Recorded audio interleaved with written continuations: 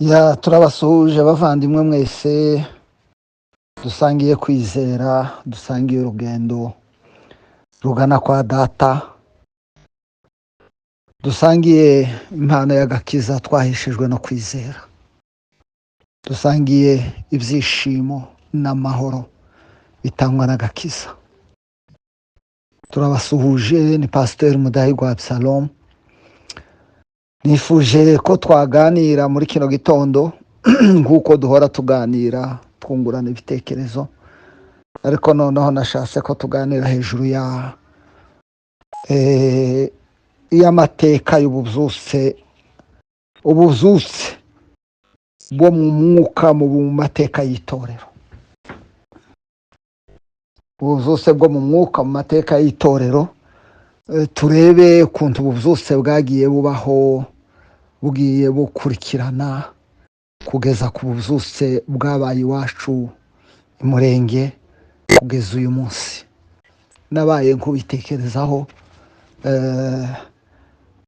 tuze kurangiza tureba diferanse, itandukaniro ry'ububyutse bwabaye ahandi ndetse n'ic'ububyutse bwatanze. Turebe itandukaniro ry'ubwo bubyutse bwose bwabaye ahandi n'ubwabaye iwacu. Tumaze kureba ic'ububyutse bwatanze aho bwanyuze hose, ariko reka twifashishe igice cy'ibyakozwe n'intumwa, kiri mu byakozwe n'intumwa ibice 3 umurongo w'19. Haravuga ngo nuko mwihane muhindukire ibyaha byanyu bihanagurwe, ngo iminsi yo guhemburwa ibone ukwiza ituruka ku Mwami Imana. Iyi ni disikuru ya Petero yavuze umunsi bakizaga ikirema ku rusengero rwitwa urusengero irembo ryitwa Ryiza. Bakiza umuntu wari uremaye ibirenge, ubugombambari buremaye. Turagerageza kwihuta. Barahageze Petero na Yohana, baramubona yicaye ku muryango w'urusengero asabiriza. Abarebye abategamo ibifatika, abategamo ubufasha, kuko bari bafite ibitagaragarira amaso y'umubiri, bafite izindi mbaraga bagendana, imbaraga z'agakiza, imbaraga baheshejwe n'ubutumwa bwiza. Baramubwira ngo ifeza n'izahabu ntazo dufite, ariko ibyo dufite ni izina rya Yesu. Baramubwira ngo muri iryo zina tugendana, muri izo mbaraga tugendana, uhaguruke weme ube muzima. Ibirenge bye n'ubugombambari birakomera, atambuka yitera hejuru. Nta kindi umuntu wakiriye igitangaza akora, aja muri louange na adoration. Ari igitangaza cyaba cyagakiza, cyaba igitangaza gifatika. Noneho icyakurikiyeho, abantu batangazwa n'ibyamubayeho, batangazwa n'igitangaza cyabaye. Igitangaza burya ndacyari ko nsubira muri bya bindi. Igitangaza ni ugukira. Igitangaza cya mbere ni agakiza, ni ukuzuka mu mwuka. Ibindi bitangaza biri abantu barebesha amaso ni ugukira indwara n'ibindi byose bigaragara. Ntabwo igitangaza, ndacyari ko ngaruka ku bintu byanje na se, ibintu tubana muri uru rubuga. Ntabwo igitangaza ari ugufata ikindi giheko. Kiriya gitangaza noza kugitindaho, ni igitangaza gito cyane kuko bikorwa n'abapfumu, nabo barabikora. Abantu babiruka inyuma babasanga ku ibaraza rya Salomo. Ahangaha icyo dusurinya ni uko umuntu iyo yaheshejwe n'Imana gukora igitangaza, abantu niwe bareba, ntibareba ya Mana yakoze ibitangaza, bareba wa muntu akaba ari we bita umunyembaraga. Aho niho abantu b'impano bahendekera, bakizamura batagize ubwenge ngo bicishe bugufi. Abantu babasanga ku ibaraza rya Salomo, baza kubareba nkaho ari abandi bantu badasanzwe, nka kurya babonye Pawulo kuri Marte. Petero abuza abantu kubatumbira ati ntimuturebe, ntiyaba ari twe mureba, kuko atari imbaraga zacu cyangwa ubushobozi bwacu cyangwa se kubaha Imana kwacu kwatumye uriya muntu akira. Ntabwo ari twe. Umuririmbyi yararimbye aravuga ngo ntabwo ari twe Mana. Ariko mu bitangaza haba umutego ukomeye cyane. Ibyo twakwita ibitangaza byose by'ubikora byo kuzamura bituma yizamura kumva ari igitangaza. Habe niyo tumwamiriza turavuga ngo tumwamamaza mu mbabarire, turavuga ngo nimuze murebe umuntu w'ibitangaza, umuntu ukomeye, umuvuga butumwa. Aho ni ikintu gikomeye. Ariko Petero aravuga ati ntimudutumbire namba, ntimuturebe, mutwinyore.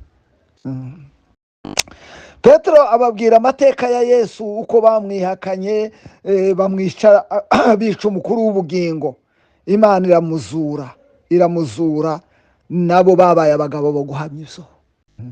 Ahantu nahatinda cyane kuko ntako wahamya gupfa no kuzuka kwa Kristo utabihishuriwe. Ubundi iyo utabihishuriwe biba inkuru. Ariko Petero babihishuriwe wa munsi umwuka yururuka.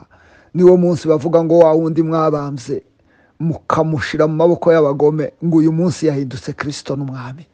Bamenye ikuzo rye. Ahangaha nahagaruka cyane ku bintu byinshi, ariko ndashaka kwihuta. Ijambo ry'Imana riraryoha.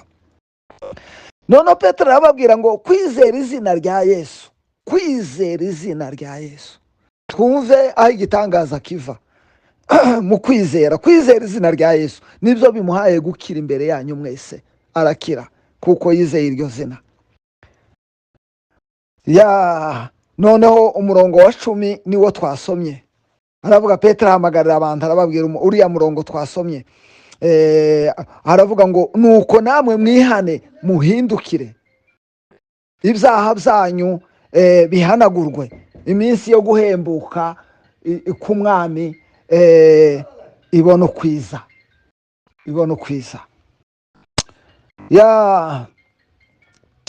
Ijambo rero ububyutse niryo turi buganire. Turaganira ijambo ububyutse, guhembuka. Ububyutse ni ugukanguka, ni uguhembuka. Gukanguka, guhembuka. Harimo ibintu bibiri.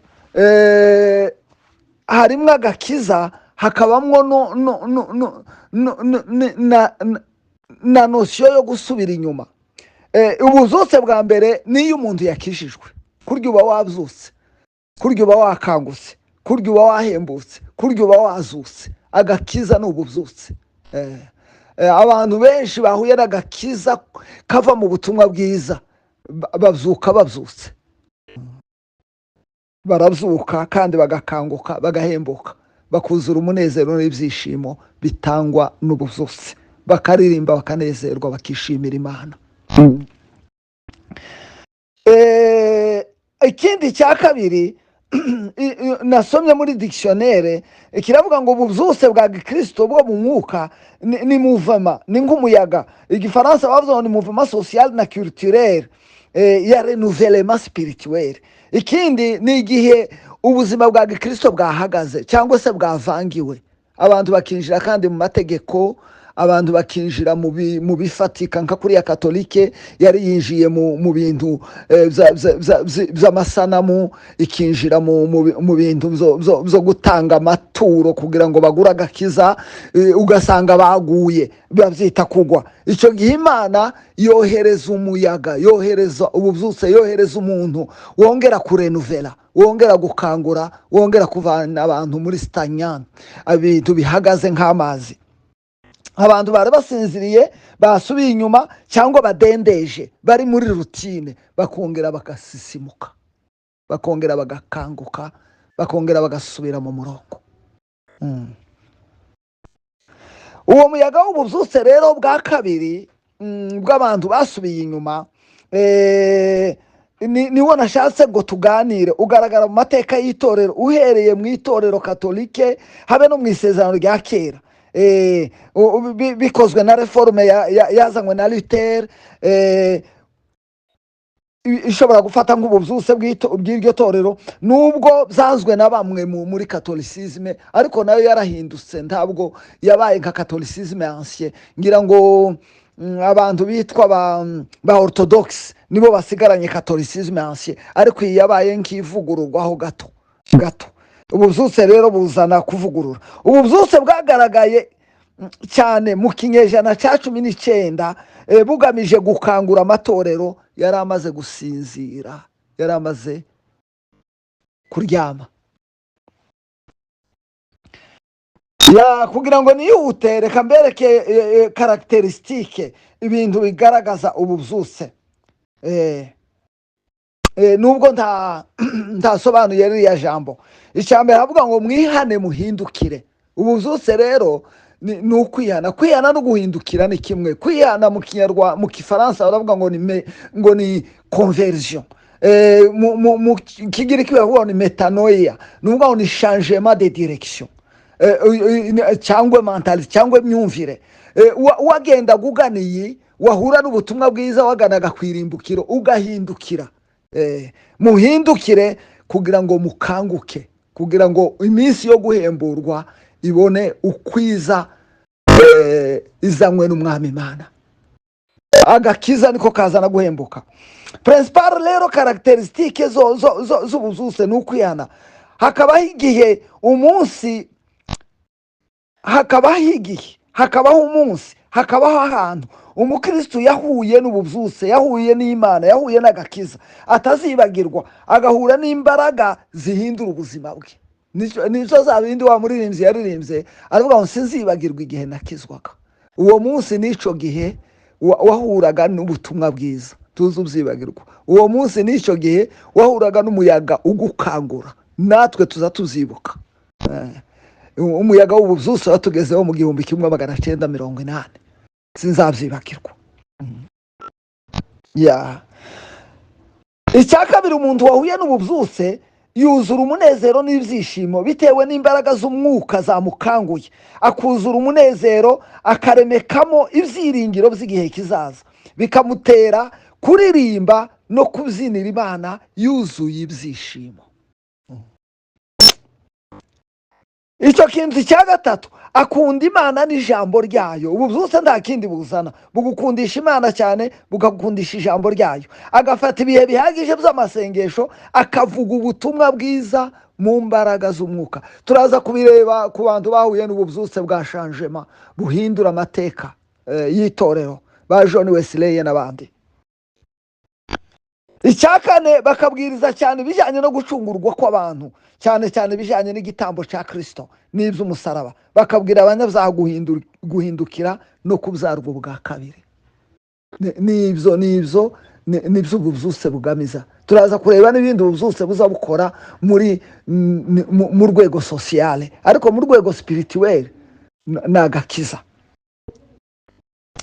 Mbere yo kureba ibyo ububyutse buza bukora mu rwego spirituel, reka tubanze turebe amateka y'ububyutse protestante na evangelique. Mu giprotesta, ububyutse bwa mbere bwatangiye muri Moyen Age, aho umuyaga w'ububyutse bita pre-reforme wazanywe n'abavodwa n'abandi bita bahusiste bavuye muri Hus. Barwanya imiyoborere n'imyemerere ya kidini yari iriho muri icyo gihe. Idini ryaradendeje, bagaragaza kwizera kuzuye ubwitange. Nibo bavuyemo abitwa ba Frere Morave. Ubu ngubu bageze hano mu Rwanda, ba Morave bazanywe na Jean Hus. Abo ba Morave baracyariho n'ubu. Mu kinyejana c'16 nsubiye inyuma, hahaguruka abitwa ba Batiste na ba Menonite, nabo bazana ububyutse bushingiye ku ijambo ry'Imana no gusenga. Mwambabarira, twagiye mu mateka, benshi ntibayakunda, ariko ni meza kuyamenya. Habaye mu kinyejana c'19 ngarutse, haza umuyaga w'ububyutse bukomeye cyane, bwagaragaje ubwitange bukomeye bushingiye mu rukundo rwo gukunda Imana, bikagaragarira mu marangamutima, abantu bakanezerwa no mu ma emotion. Iyo ni pentecotisme, niko abantu bakicugusa, bigaragara byubatswe ku nararibonye rya buri muntu personnel, uko yakiriye nuko yakangutse ku mwihariko, experience personnel.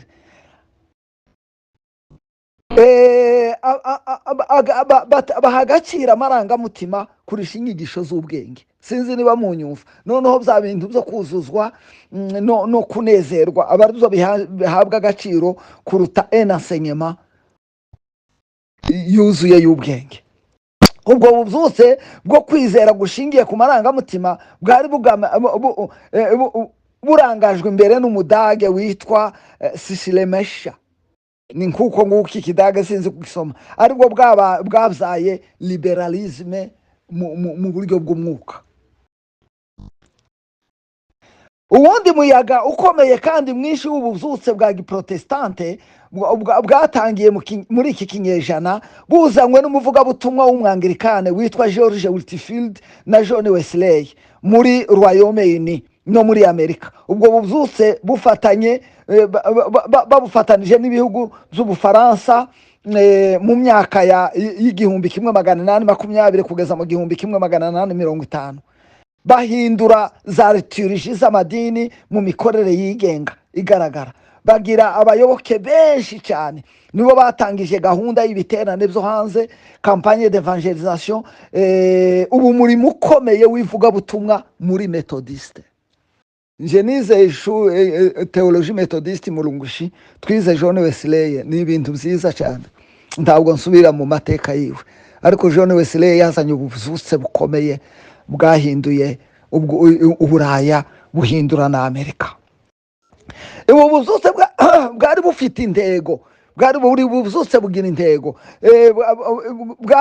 bwari bushingiye cyane kuri sanctification n'umwuka na pentecotisme n'ibintu byinshi bijanye n'impano z'umwuka wera. Idini ryitwa Armée du Salut, muzamubona bambara amapeta, niho ryakomose. Ibyo bita christianisme charismatique cyangwa se uburyo bw'impano bigira ibeta ngabo bitatu by'ububyutse. Icambere nico mu mwaka w'igihumbi kimwe 906 ciswe mouvement charismatique évangélique. Icakabiri nico mu mwaka w'igihumbi 960 ciswe mouvement néo-charismatique. Icagatatu bavuga nico cyaje mu mwaka w'igihumbi 980 naco ni icyagatatu. Ubu habarwa abantu miliyoni 78 baba Pentecotiste, miliyoni 192 baba charismatique, miliyoni 318 baba neo charismatique ku isi hose. Urumva byajanye abantu benshi. Igikurikira reka tuganire ibyaranze rero ibihe by'ububyutse muri Pays de Galles. Ayo ni amateka abantu bize theologie n'ibintu twize. Ubwo bubyutse rero bwaranzwe n'ibiterane by'amasengesho, nabyo biranga ububyutse hose. Burangwa n'ivugabutumwa ryinshi, ni wacu ibyo ngibyo byarabaye. Burangwa no kwiyongera kw'abakizwa, nicyo ububyutse bukora. Abakizwa bariyongera, abatorero yuzura abantu cyane jeunesse. Icyo gihe muri Pays de Galles ngo za prison zibura abantu kuko delinquance yari yashize. Ububyutse bwari ubwa mbere. Abanywi b'urumogi n'abamayibobo bose barakatika. Ingo zatandukanye zongera kubakwa. Urumva ububyutse ico buzabukora. Tuze rero kubugereranya nuko ubu ngubu bwinjiye, ubwo iwacu bwinjiye nuko bwavangiwe.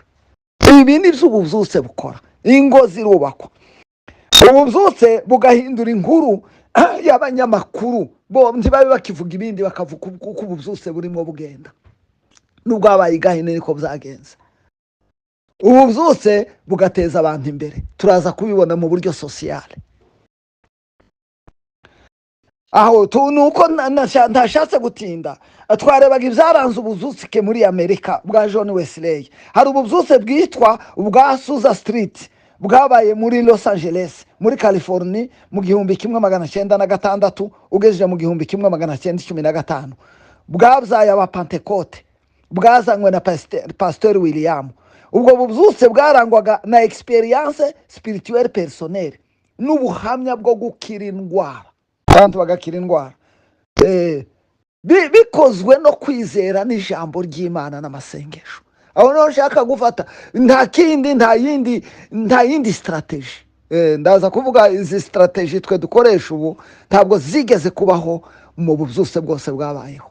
Ndaje no mu bubyutse bwa Bibiliya uhereye mu isezerano rya kera ukageza ubu. Abantu bakabona bakavuga ubuhamya bwo gukindwara, kuvuga kundi imini biterane byinshi by'ububyutse nibyo byaburanze. Ubwo bubyutse bufatwa nka catalyseur ya Pentecotisme ya 20e siècle. Niho iyi Pentecotisme abantu birata bamwe ngo ni yabo, niho yaturutse. Reka mpindure audio. Ibiranga ububyutse bwabaye mu bufatanye bita Réveil Protestant francophone bwo mu Bufaransa, bwatangijwe n'abavugabutumwa b'Abasuisse n'abo muri Grande Bretagne muri 19e siècle, mu kinyejana ca 19. Ba Methodiste na ba Baptiste bazenguruka Ubufaransa. Umva ibyo bakoze, bubaka amatorero, bazana ububyutse nka ba Charles Cook twize muri Histoire de l'Église, bazana indirimbo zitandukanye bararirimba, burya indirimbo zijana n'ububyutse kandi ndazikunda cyane. Barwanya esclavagisme, barwanya sinzi ubucakara, barwanya ubucakara, batanga inkunga zo gufasha abatishoboye. Umva ibyo ububyutse buzabuzana, bigisha abantu gusoma no kwandika, byaraje iwacu, bigisha abantu iterambere, bashyiraho amatsinda yo gufasha abatishoboye, imfubyi n'abapfakazi. Hari amatsinda nzambona n'ubu agihari, YMCA na YWCA. Byatangiriye mu Bwongereza mu 1844 na George William w'umwangirikani. Nibo batangije Croix Rouge, itangizwa na Harry Dunant mu 1952. Imirimo myinshi yazanywe n'ububyutse mu buryo social. Abantu batera imbere, abantu bava mu bwigunge, abantu barubaka, develope miraza. Nicyo cy'ububyutse buzabuzana. Bubanza mu mutima, bwamara kuhahembura bugahembura no mu bugingo, ubwenge bukongera bugahembura no mu mubiri. Kandi Yesu nawe ububyutse yazanye niko bwari bumeze. Yabwirizaga abantu ijambo ry'Imana, ubwami, imitima, akongera akabavura mu bitekerezo, enseignement, agasubira akabagaburira, akabakiza n'indwara. Ububyutse rero bujyana n'ibyo bitatu.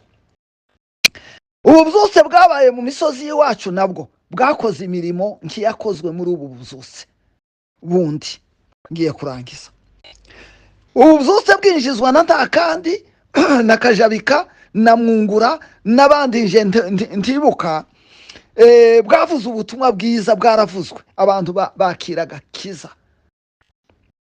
Benshi muri bo bitangira ubutumwa bwiza, bemera kurengana, babura naho bubaka, babura naho bashaka abageni. Ububyutse ni bwiza, ni nka kurya intumwa zemeye gupfa.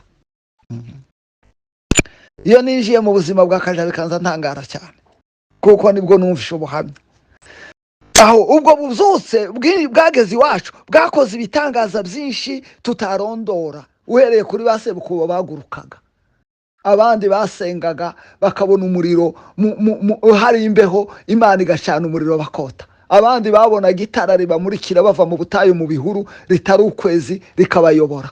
Abandi barakira indwara n'ibindi nk'ibyo.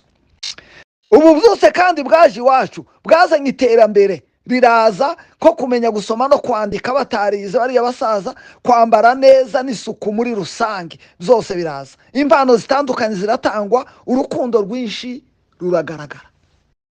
Baraherekezanyaga, bagera ku musozi bakarira. Noneho ngiye kurangiza muri iyo audio ya kabiri, ikibazo haza kwinjiramo icyitwa impano yo gukura ibiheko. Nicyo rero navuze, ndavuga nti ni umuyaga winjiye n'ukuri. Ni umuyaga winjiye uravanga, ariko ububyutse bwari bwinjiye nk'uko bwinjiye ahandi, kandi bwatanze ibimenyetso nk'ibyo bwatanze ahandi hose ku isi. Muri ubu bubyutse bwose bwabayeho mu mateka y'itorero, nta na hamwe twasanze impano yo gukura ibiheko yinjiriyemo, keretse iwacu. Uhereye mu bubyutse bwo mu isezerano rya kera bwazanywe na Nehemiya n'abandi bakanguriraga abantu gusubira ku mategeko, ukaja mu bubyutse bwazanywe na Yesu ubwe, n'ububyutse bwo mu gihe cy'intumwa n'ubw'igihe cya Pawulo, ukageza mu bubyutse tumaze kuvuga bw'aba bagabo bahamagawe ba Mudi, ba Taylor, bariya bose. Nta na hamwe iyi mpano yo kurwanya ibiheko, ibikoresho bifatika yigeze igaragara. Nta na hamwe uzasome Bibiliya. Byari bihari, Satani yari ahari, abarozi bari bahari, ariko barwanaga n'amasengesho, bakabirwanya mu mwuka, bikarwana n'ijambo ry'Imana, bikicwa no kwizera, ariko ntibikaga ngo baje kwimba. Biriya bintu byo kwimba rero, na biriya bintu byo guhamagara, na biriya bintu byo kugaragaza ibikoresho, kiriya ni ikindi gikomeye abashumba tutatekerejeho ngo duhaguruke tukiyame, ariko rwose kitigeze kuba ahandi hantu na hamwe. Hari abaza bazana ingero zo muri Bibiliya ngo basenye igicaniro cya Gideyoni. Igicaniro cya Gideyoni cyari ikigirwamana rusange gisengwa mu isi hose. Imana ishaka kwima yabanzaga gukuraho ikigirwamana. Ibyo muri iki gihe cyacu bikorwa mu buryo bw'umwuka. Ibigirwamana, ibyaha na Satani uri mu mwuka wacu avamwo, Imana ikima. Ahasigaye hagakoreka ibitangaza byirukanwa n'ijambo ry'Imana no kwizera no gusenga.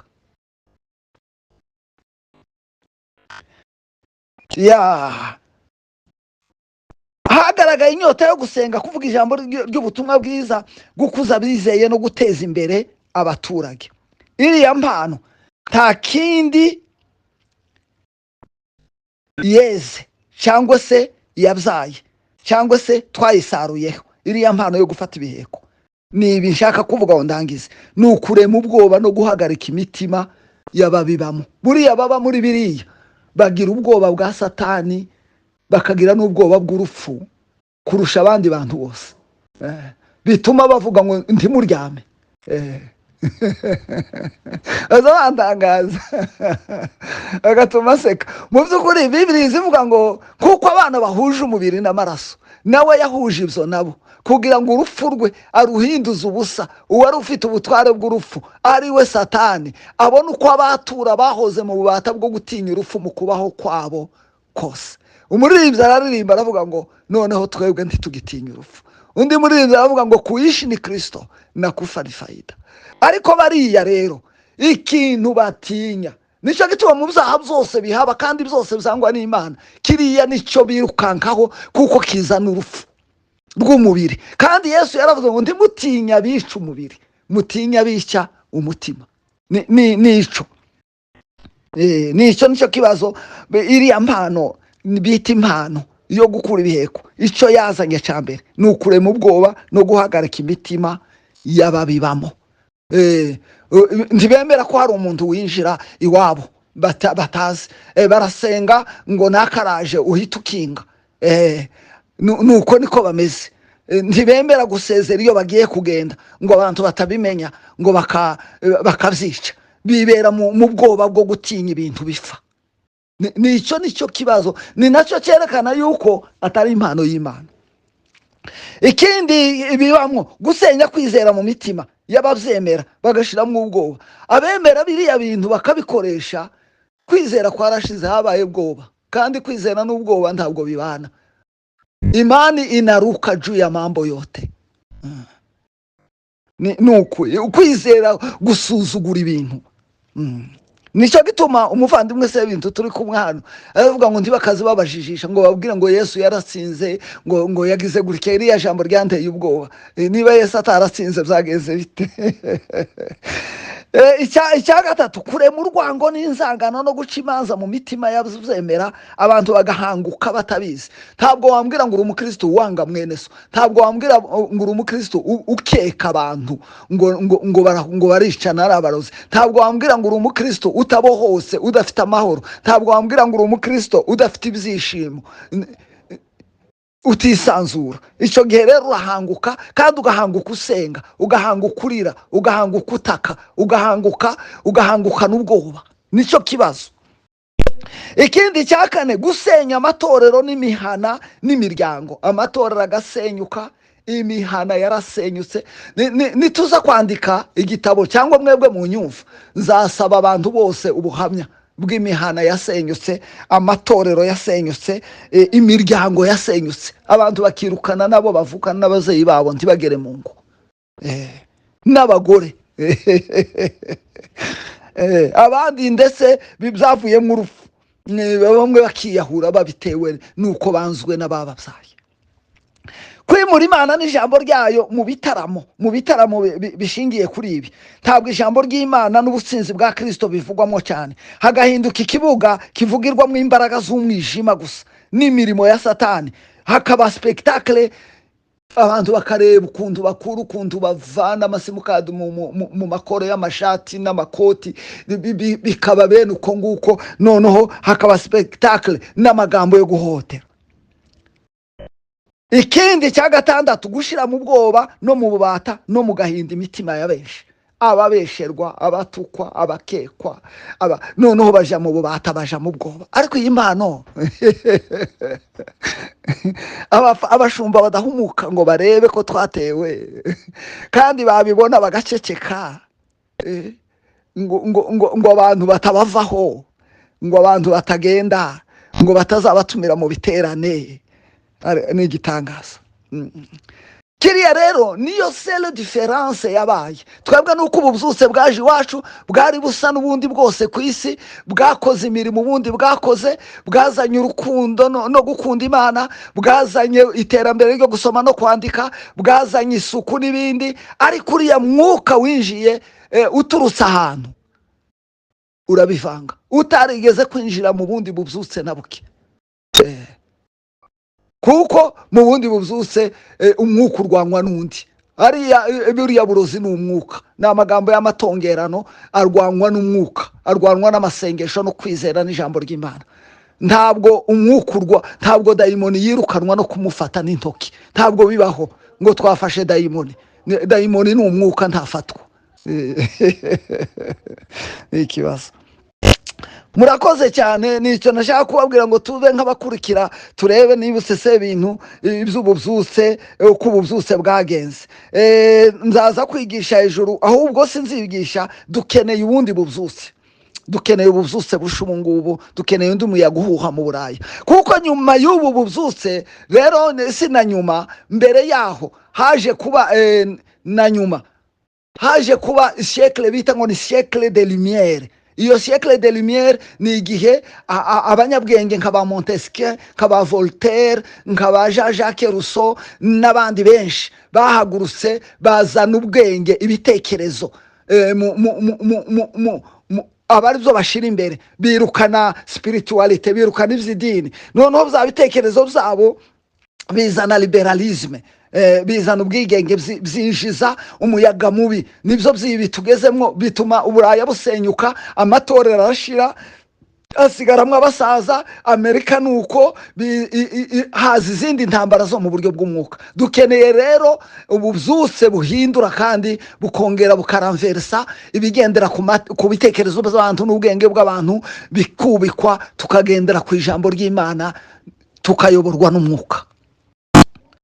Wenda tuzaganira kuri siècle de lumière, muje kumva igitangaza cyabaye, ukunda ibintu byahindutse.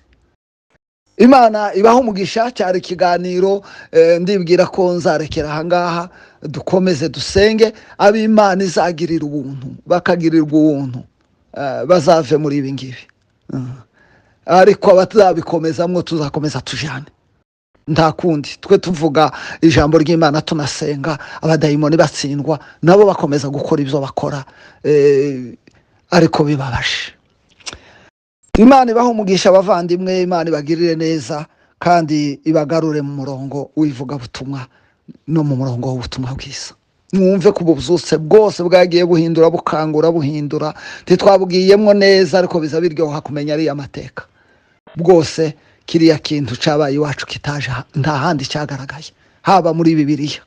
Abantu batsinze Satani, bamutsindisha ijambo, bamutsindisha kwizera, bamutsindisha amasengesho.